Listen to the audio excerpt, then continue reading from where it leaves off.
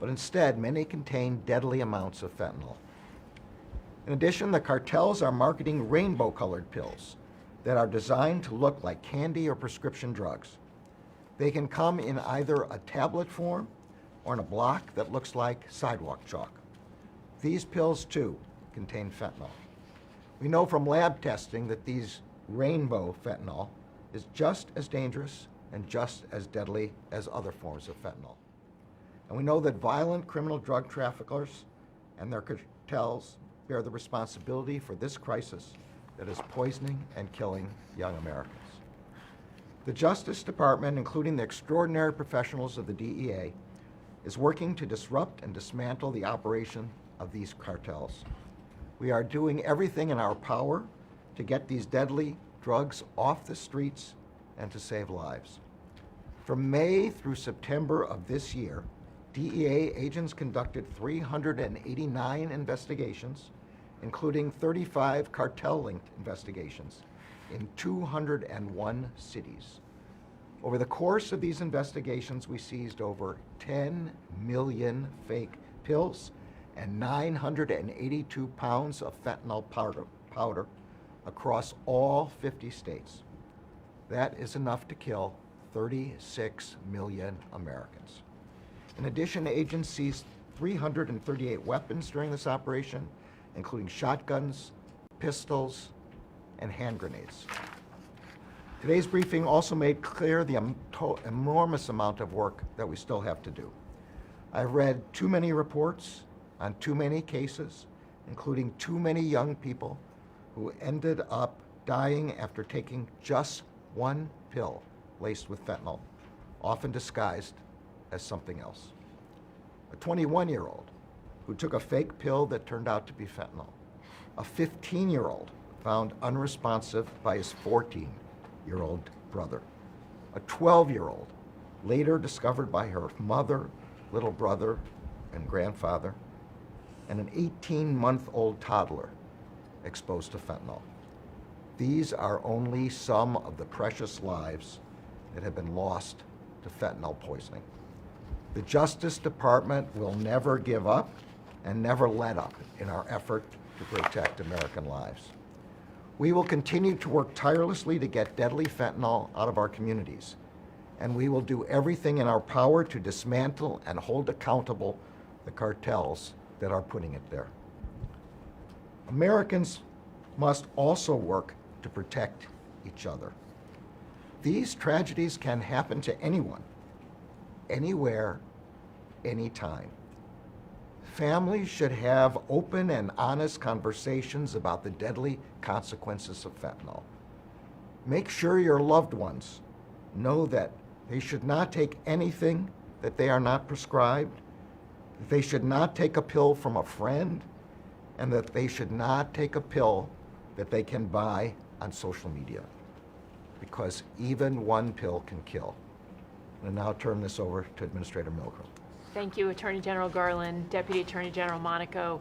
We really appreciate you coming here today to be part of the DEA.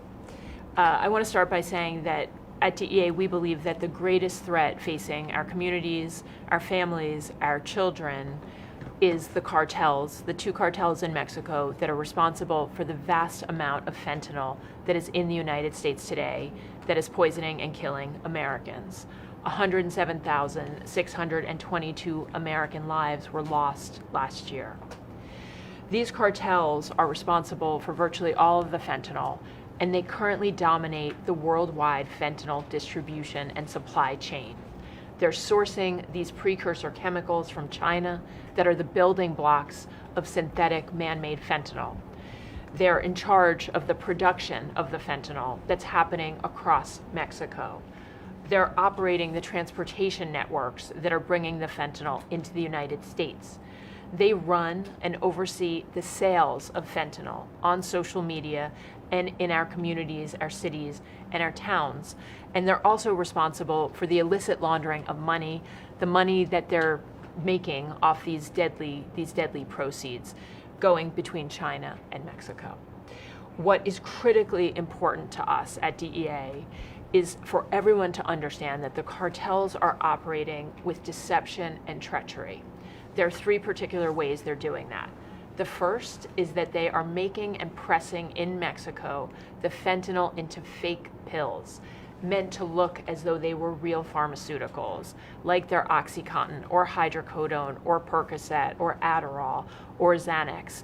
They are not real medicines. They have none of those real medicines in them. They are fentanyl and they are filler. The second treachery is that they are now taking fentanyl in the US, fentanyl powder, and they're hiding it in other drugs, like cocaine, like heroin, like methamphetamine. And third, as the Attorney General mentioned, they are now making in Mexico, these two cartels, rainbow fentanyl powder, and they're pressing it also into rainbow fentanyl pills. What is critical also for us to express today, and that I had the opportunity to talk with the Attorney General and the Deputy Attorney General about, is that DEA has a strategic plan and that our top operational priority has been and will continue to be to defeat these two cartels. We have over 344 offices across the United States and across the world with more than 10,000 men and women. Their core mission today is to target those two networks as they operate worldwide, from China to Mexico to the United States. Internally at DEA, we have formed two counter-threat teams, one devoted completely to the Sinaloa cartel, one devoted completely to CJNG, the Jalisco cartel. Those teams consist of agents, intelligence analysts, data scientists, experts on precursor chemicals, experts on illicit finance, and their task is to continue to work with our field offices across the world to identify members of this network and to take a network approach to defeating the two cartels that we believe are responsible for the poisonings and the deaths that we're seeing in the United States. What we're also doing is the work that the Attorney General mentioned in our communities. One Pill Can Kill was in all 50, we seized fentanyl pills, and fentanyl powder in all 50 US states, in 202 cities across the United States. It is everywhere. It is across the United States. It is in rural, suburban, and urban areas. And we're not just taking that fentanyl off the street. We target it as part of One Pill Can Kill, the individuals and the organizations operating in those communities that are responsible day in and day out for working with the cartels and that are poisoning and killing Americans at record rates. The Attorney General said so perfectly that one of the most important things we can do is talk to our loved ones, talk to our children, talk to our families, make sure that everyone understands what the three of us see and now understand, which is that many people who are dying of fentanyl poisoning had no idea that they were taking fentanyl.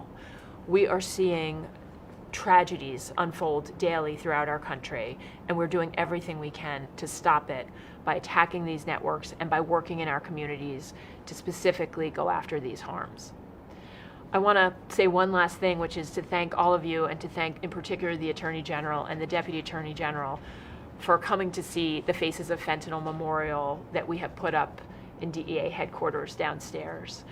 That is why we do what we do. And when the Deputy Attorney General and the Attorney General were last here earlier this summer, we had only a couple hundred photographs that were there. Today we have thousands. The youngest, 17-month-old Serenity Faith, who died when she was exposed to fentanyl that her parents had. The oldest, Rob, 59. And there are countless others on our walls, as you saw earlier. And what's important to all of us is that we know 107,622 lives were lost, but each and every single one of those is a life lost, and we see their faces every day. Families of those lost are now coming to DEA headquarters. It is open to the public. We invite any member of the public to bring us a photograph or send us a photograph of their loved ones.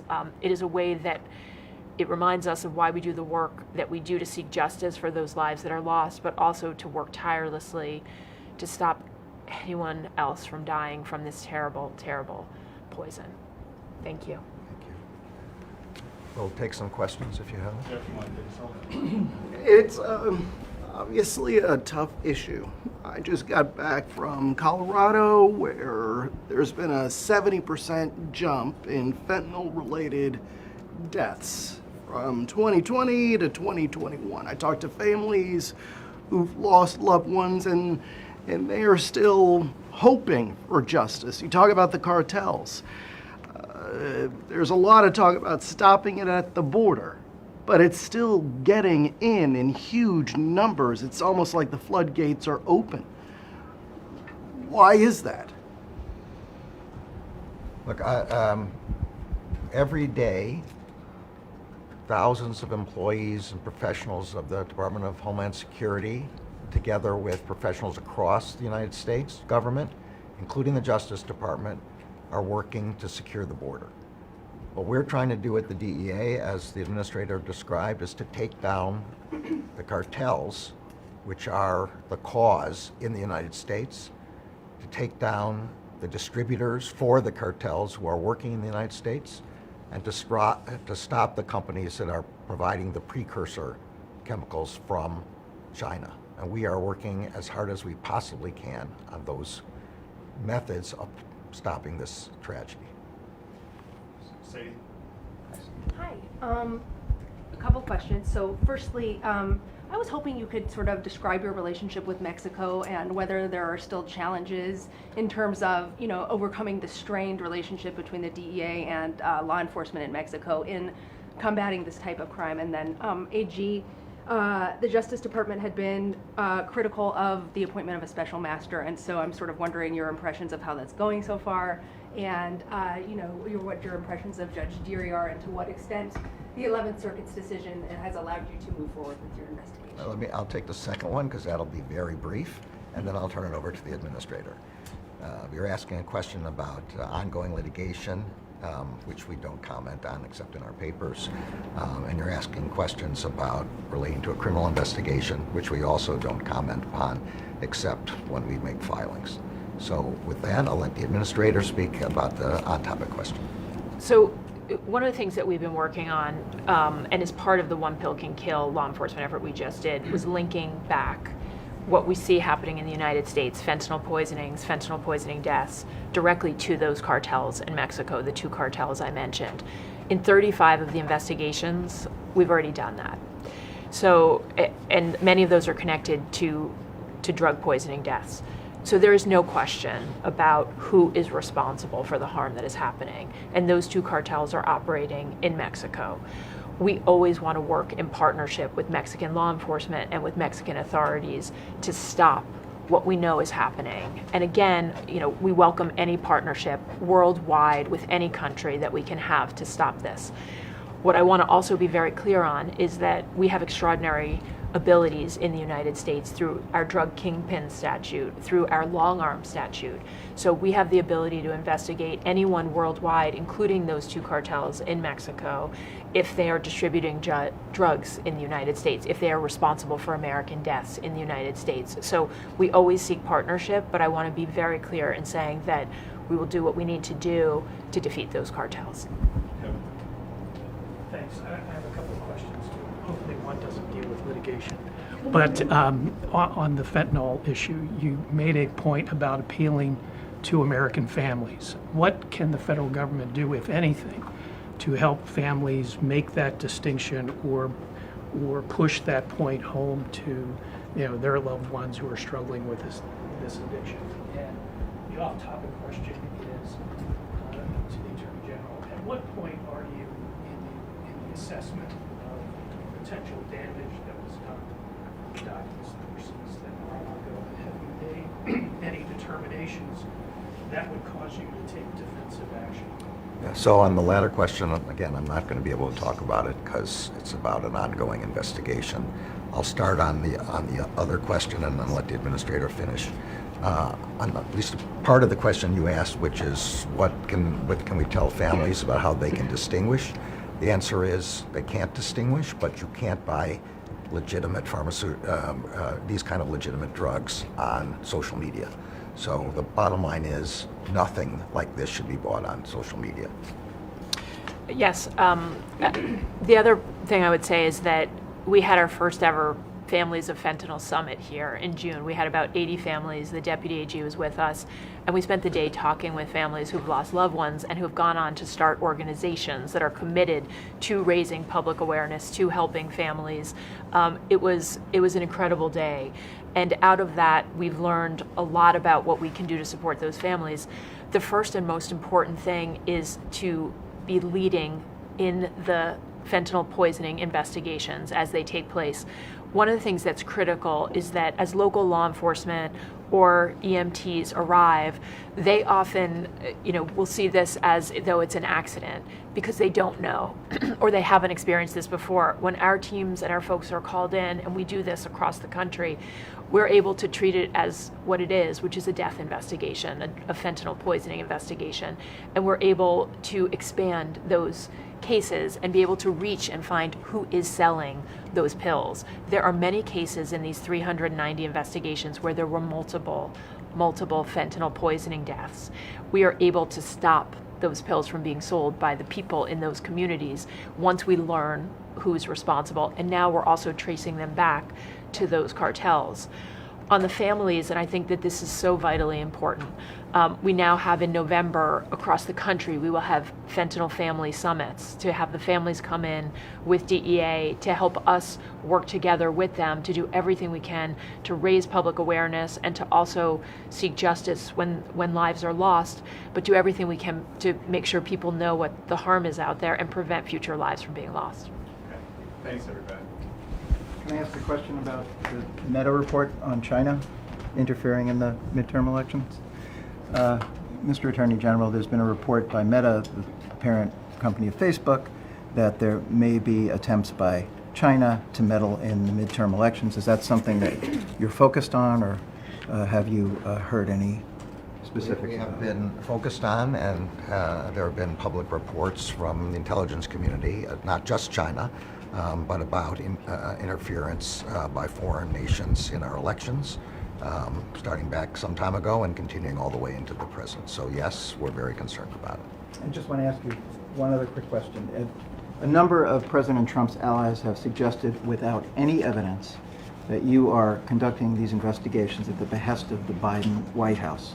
I just want to give you an opportunity to address that.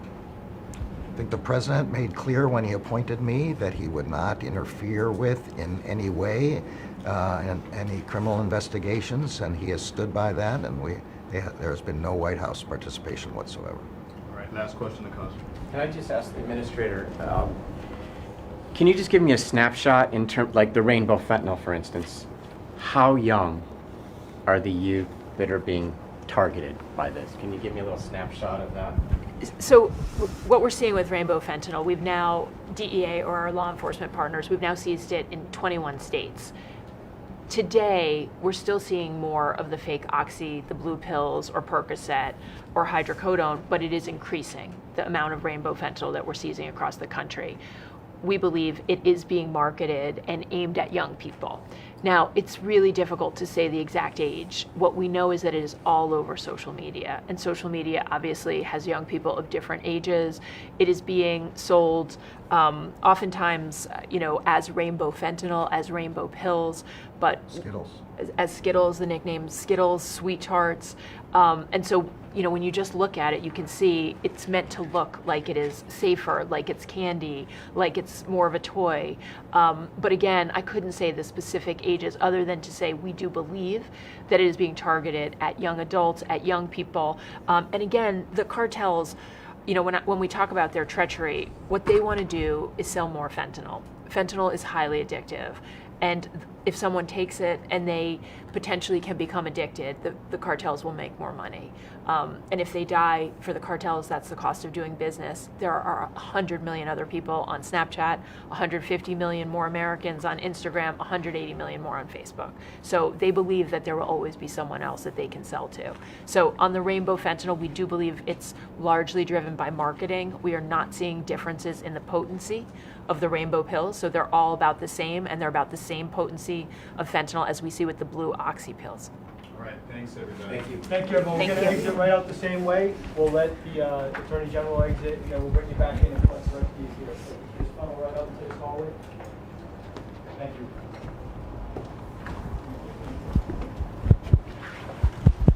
need help?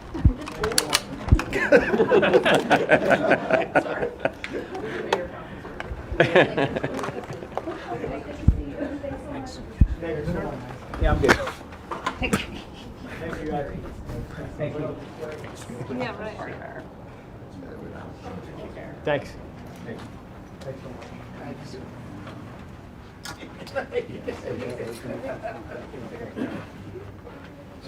No, sorry, you're fine.